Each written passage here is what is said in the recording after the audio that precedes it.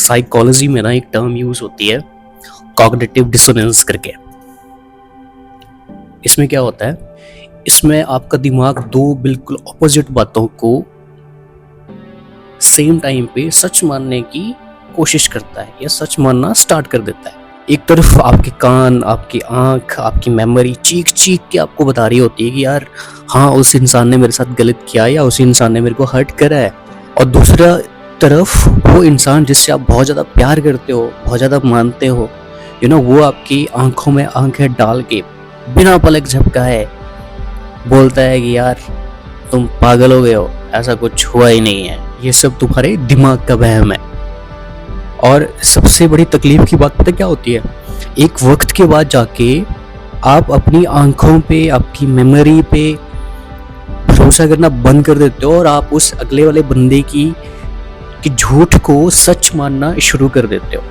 आप अपनी पर्सनालिटी भूल जाते हो। आपको लगता है कि जो आगे वाला बंदा बोल रहा है शायद वही मैं हूं। इस स्लो पॉइजन को बोलते हैं गैस लाइटिंग। आज मैं इसी के बारे में बात करूंगा कि क्या होता है। आपने बहुत गैस लाइटिंग के बारे में सुना होगा, टीवी पे, सोशल मीडिया पे। लेकिन ये जो मैनिपुलेटर होते हैं ना, ये आपको मैनिपुलेट करने के लिए एक टेक्निक यूज करते हैं। हालांकि उनको नहीं पता होता कि ये कोई टेक्निक है, लेकिन इसको साइकोलॉजी में कुछ ऐसे डिफाइन किया गया है। इसको बोलते हैं डार्वो, DARVO। इसका पूरा फुल फॉर्म बताता हूं मैं आपको। डी मतलब डिनाय। डिनाय मतलब जैसे ऐसा तो मैंने कभी किया ही नहीं। ये आपको आगे वाले बंदे से सुनने को मिलता है कि ऐसा तो कुछ हुआ ही नहीं, ऐसा तो मैंने कुछ किया ही नहीं। डिनाई कर देना हर चीज को। A फॉर अटैक, हमला कर देना, अटैक करना कि तुम्हारा तो दिमाग खराब है, तुम पागल हो गए हो, ऐसे करके। RVO, reverse victim and offender. कैसे? गलती करने वाला ही खुद को विक्टिम बना लेता है। वो होता है विक्टिम कार्ड प्ले करने वाली बात, की खुद ही गलती करते हैं, फिर खुद ही उसको विक्टिम कार्ड प्ले करके आपके ऊपर ही बात फेंक देंगे कि जी इसने तो ऐसा कर दिया मेरे साथ, ऐसे वाला। जैसे कुछ सेंटेंसेस आते हैं कि यार मैं तो हमेशा तुम्हारे लिए अच्छा सोचता हूँ या अच्छा करता हूँ, मैंने तो हमेशा तुम्हारे लिए अच्छा ही करा, तुम ही बुरे हो, तुम ही ये नहीं करते हो, तुमने ही ऐसे बोला, ऐसे तुम्हारी वजह से मुझे ही सफ़र करना पड़ता है। ये सब जो डायलॉग आते हैं ना, वो इसी ड्रावो का पार्ट होता है, RVO। इससे होता क्या है कि अचानक से ना फोकस आपकी प्रॉब्लम से हट जाता है। जो प्रॉब्लम आप लेके गए होते हो वहां से फोकस हट के वो आपके ऊपर आ जाता है कि यार क्या मैं ही गलत हूँ, मैंने कुछ गलत कर दिया, मैंने कुछ गलत बोल दिया, ऐसे। इससे होता क्या है कि आपको ही माफी मांगनी पड़ती है और उसके लिए जो चीज आपने करी नहीं है। और ये सब गलती से नहीं होता है, ये सब कॉन्शियसली साइकोलॉजिकली एक ट्रिक है डिफेंड करने की आगे वाले बंदे को। इस पे और बहुत सारी टेक्निक्स आती हैं, उसके बारे में फिर कभी बात करेंगे, लेकिन फिलहाल अभी इसी को समझते हैं। ये मैनिपुलेटर जान के करता है ताकि वो अपनी गलती को छुपा सके और उसका सारा जो ठीकरा है वो तुम्हारे ऊपर फोड़ना चाहता है। मैं इसमें अपना एग्जाम्पल नहीं दूंगा, छोड़ो उस चीज को, आगे बढ़ते हैं। अब होता क्या ना, आपने पहचानना कैसे कि आपके साथ गैस लाइटिंग हो रही है।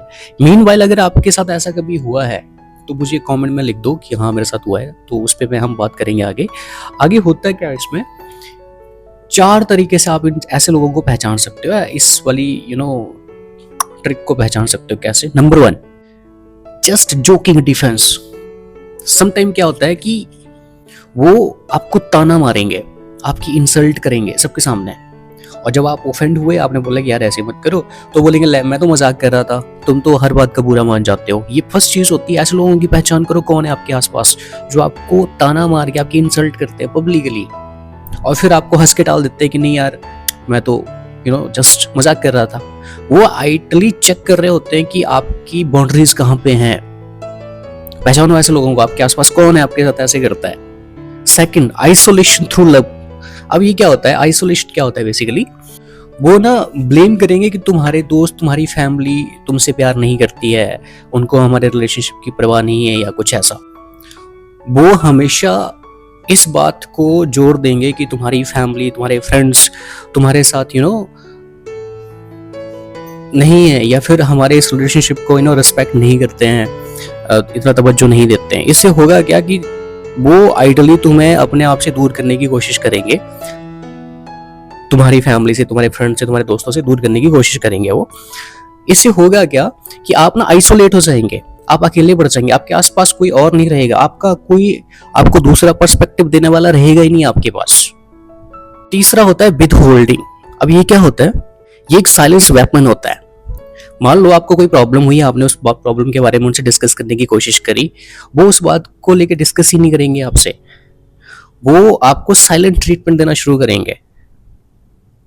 होता है आपके साथ ऐसा कि कोई आपको साइलेंट ट्रीटमेंट दे रहा है? वो आपको इग्नोर करेंगे और इतना इग्नोर करेंगे कि जब तक आप अपने घुटने नहीं टेक देते हो और उनसे माफी नहीं मांग लेते हो। Number 4 point, shifting the goal post. अब ये क्या होता है? आप कितना भी एक्सपेक्टेशंस पर खरे उतर जाओ ऐसे लोगों की, वो हमेशा ना उनकी जो डिमांड है वो बढ़ती रहती है कि अच्छा आपने ये किया मेरे लिए, ये तो करा नहीं, ये करा, ये तो करा नहीं, ऐसे। मतलब उनकी जो एक्सपेक्टेशंस होती हैं कभी खत्म ही नहीं होती हैं आपसे। आप कुछ भी कर लोगे उनके लिए। होता है आपके साथ? बताओ मुझे कमेंट में। अब होता क्या है, एक ना ट्रॉमा सा हो जाता है आप लोगों के साथ। ऐसे लोग, आपको पता है कि वो मेरे लिए अच्छा नहीं कर रहा है, लेकिन होता क्या है कि स्टार्टिंग पे ये लोग बहुत प्यारे होते हैं, बहुत बम्बार्डिंग करते हैं आपके साथ, बहुत प्यार दिखाएंगे। बीच में जब इनका बिहेवियर ऐसा हो जाता है तो आप ना वहां से निकल नहीं पाते हो, आप फंसे रह जाते हो। क्यों? बिकॉज आप कहीं ना कहीं उस अच्छे इंसान को ढूंढ रहे होते हो जो स्टार्टिंग में आपके साथ था, जिसने आपको प्यार दिया या आपको रिस्पेक्ट दी। आपको लगता है कि नहीं यार ये अभी ऐसा ही अच्छा है, ये अच्छा हो जाएगा, आप उसका वेट करते रह जाते हो उसके साथ। यार सिंपल सी बात है, देखो प्यार ना आपको थकाता नहीं है, प्यार आपको परेशान नहीं करता है, प्यार में आप ग्रो करते हो। उस चीज को ढूंढो। अब इससे निकलना है कैसे? ऐसे लोगों के साथ आर्ग्यू करना बंद कर दो। सबसे पहली चीज होती है कि ऐसे लोगों के साथ आर्ग्यू ही नहीं करना है। ये कुछ भी बोल रहे हैं, ठीक है जी, हट जाओ वहां से। दूसरी चीज, आपको अगर ऐसे लग रहा है कि आपको गैस लाइट किया जा रहा है ऐसी सिचुएशंस में, तो वहां से आप जो भी चीजें बोलते हो या करते हो, या आपको लग रहा है कि यार आपकी चीजें तोड़ मरोड़ के आपके साथ पेश की जा रही हैं, आप अपने चीजों को लिखना शुरू करो।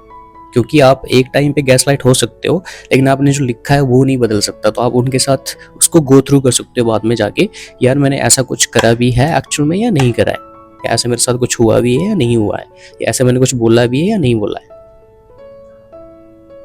उसके बाद होता है radical acceptance.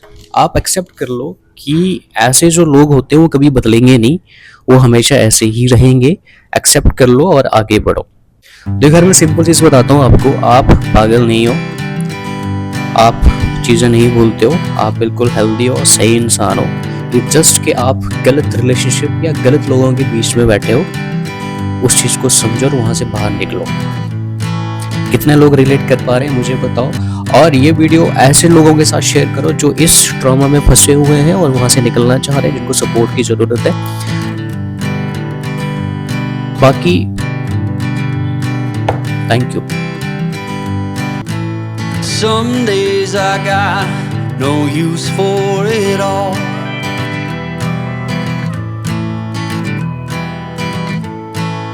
Working hard, making less. Some days are bad, bad at best.